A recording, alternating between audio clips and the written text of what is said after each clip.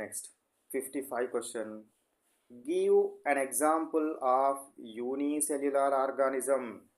Unicellular ఆర్గానిజంకి ఒక example ఏమంటున్నాడు? ఎగ్జాంపుల్ ఏంది? Amoeba, bacteria, chlamydomonas. Amoeba, bacteria, chlamydomonas. అదేవిధంగా ఇంకా ఏముంది? Yeast. So entamoeba histolytica, paramecium, ఇవన్నీ కూడా ఏకకణ జీవులు.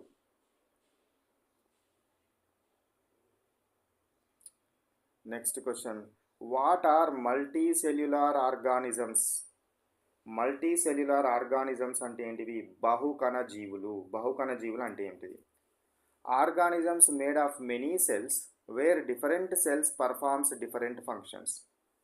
సో అనేక రకాల మెనీ సెల్స్, అనేక కణాలతో తయారైన జీవులను ఏమంటారు?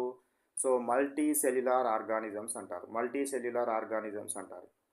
ఇందులో అనేక కణాలు ఉన్నాయి కాబట్టి డిఫరెంట్ సెల్స్, వేరు కణాలు వేరు పనులను చేయడం జరుగుతుంది.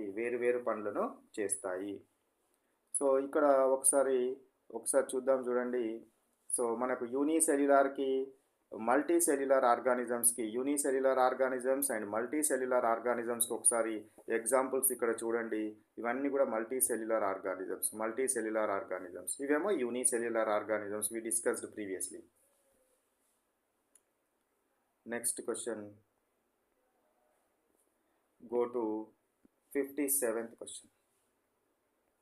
Give an example of multicellular organisms. Multicellular ఆర్గానిజమ్స్కి ఎగ్జాంపుల్స్ ఇచ్చినాడు. Most plants or animals. Most plants or animals. So బహుకణ జీవులకు ఉదాహరణ ఏమంటే ఏమని చెప్తున్నాము?